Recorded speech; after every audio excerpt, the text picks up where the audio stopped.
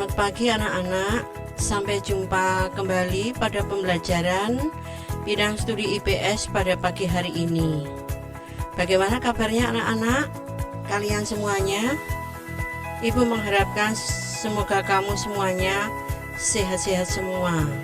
Anak-anak, pada pagi hari ini kita lanjutkan pembelajaran PJJ, yaitu dengan materi pengaruh kerjasama bidang ekonomi, sosial, politik, budaya, dan pendidikan terhadap kehidupan di ASEAN.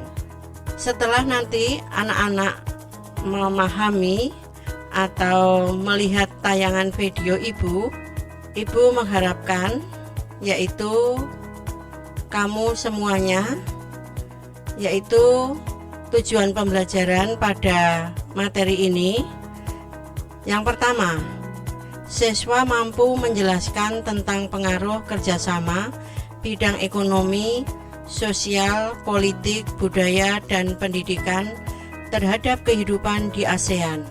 Tujuan yang kedua, siswa mampu menjelaskan tentang upaya-upaya peningkatan kerjasama di antara negara-negara ASEAN. Kita mulai anak-anak, yaitu pada bidang ekonomi. Berikut ini pengaruh kerjasama bidang ekonomi terhadap kehidupan di negara-negara ASEAN. Pembentukan pasar tunggal masyarakat ekonomi ASEAN atau kita singkat dengan MEA, yaitu terbentuk pada tahun 2015. Kemudian menjual barang dan jasa antar negara ASEAN. Berikutnya meningkatkan daya saing dan menarik investasi asing. Lanjut, memperluas lapangan kerja dan meningkatkan kesejahteraan negara-negara ASEAN. Menyiapkan sumber daya manusia untuk pasar tenaga kerja ASEAN ke depan. Berikutnya, mengcover kebutuhan tenaga kerja antar negara-negara ASEAN. Meningkatkan kualitas pendidikan sebagai modal tenaga kerja. Ini adalah pengaruh pada bidang ekonomi. Lanjut pada bidang sosial anak-anak, bahwa kehidupan sosial sangatlah dinamis. Kondisi dan status sosial masyarakat Asia Tenggara yang berbeda dan hidup berdampingan terkadang memunculkan pertentangan karena perbedaan kepentingan. Masalah-masalah kemanusiaan banyak terjadi akibat interaksi sosial yang masih dipengaruhi sekat-sekat kepentingan. Pada tahun 2015, ribuan pengungsi warga Myanmar membanjiri negara-negara tetangga, yaitu Malaysia, Thailand, dan Indonesia. Dengan menggunakan perahu, pengungsi ini dikenal sebagai manusia perahu. Seperti ini anak-anak gambarannya manusia perahu. ASEAN menghimbau negara-negara anggotanya untuk menerima sementara para manusia perahu itu atas pertimbangan kemanusiaan. Migrasi ini berpengaruh terhadap dinamika jumlah kependudukan suatu negara, baik bagi yang mengungsi atau negara tujuan pengungsian. Selain itu, menimbulkan interaksi sosial seperti simpati dan empati antara pengungsi dan penduduk setempat daerah pengungsian. Nih manusia perahu ya anak-anak. Lanjut, yaitu pada bidang budaya.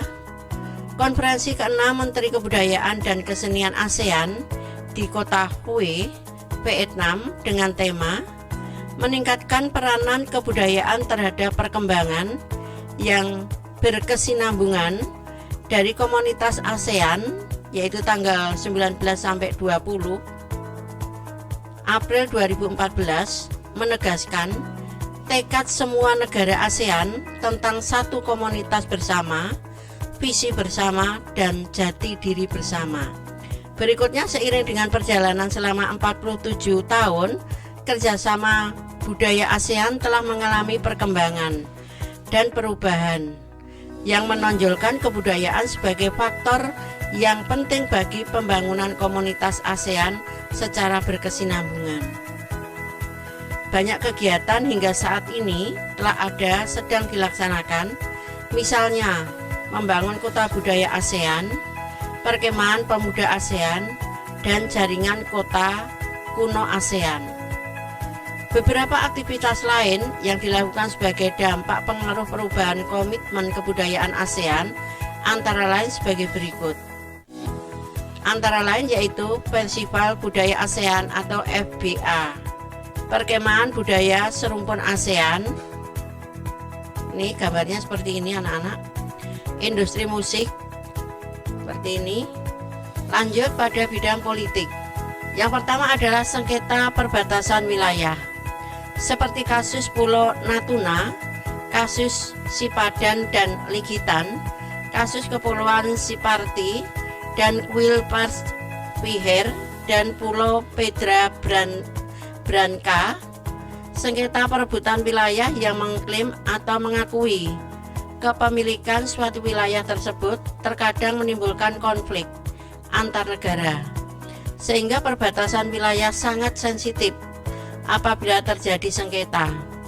Negara-negara yang bersengketa tersebut terus mengupayakan penyelesaian melalui cara diplomasi. Yang kedua adalah pekerja migran anak-anak. Pesatnya laju globalisasi meningkatkan jumlah pekerja migran dari berbagai negara. Banyaknya pekerja migran ini memerlukan aturan perlindungan hak dan kewajiban yang selayaknya disepakati oleh negara-negara asal dan negara-negara tujuan. Beberapa kasus pekerja migran yang menjadi perhatian negara-negara ASEAN antara lain kerja paksa tenaga asing dengan biaya murah dan perdagangan pekerja rumah tangga migran. Bidang pendidikan. Ketimpangan mutu pendidikan antar negara anggota ASEAN menjadi salah satu kendala terbesar ASEAN. Dari 10 negara ASEAN, terdapat 7.446 perguruan tinggi dengan mutu pendidikan yang berbeda-beda. Kualitas pendidikan dan lulusan yang kompeten mengubah paradigma pendidikan di setiap negara. Objek pelajaran, metode pembelajaran, dan guru yang kompeten menjadikan masyarakat negara-negara ASEAN, terutama pelajar, akan mengakses informasi dan belajar untuk meningkatkan pendidikannya.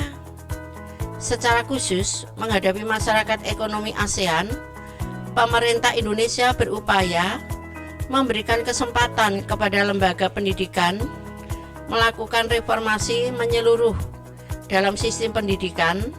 Contoh, meningkatkan mutu pendidikan baik bagi dosen atau guru melalui proses sertifikasi, akreditasi, standarisasi pendidikan, meningkatkan gaji dan kesejahteraan pendidik, serta rekrutmen pendidik yang profesional. Nah, sekarang kita lanjut upaya-upaya meningkatkan kerjasama di antara negara ASEAN, yaitu ada 3 pilar kerjasama ASEAN. Yang pertama, pilar bidang politik keamanan. Yang kedua, pilar bidang ekonomi. Yang ketiga, pilar bidang sosial budaya. Pilar politik keamanan.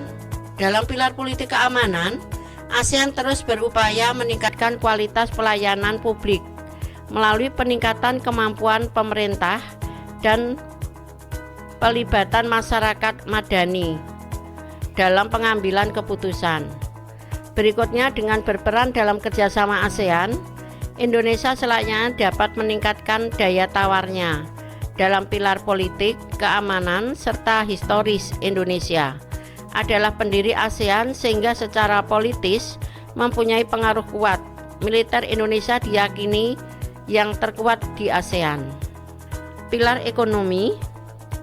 Pada pilar ekonomi, pertumbuhan Indonesia masih yang tertinggi dan produk kreatif yang dihasilkan memiliki daya saing yang cukup bagus. Koperasi dapat dijadikan program menarik karena sektor menengah ke bawah adalah salah satu komponen penunjang ekonomi. Pilar sosial budaya.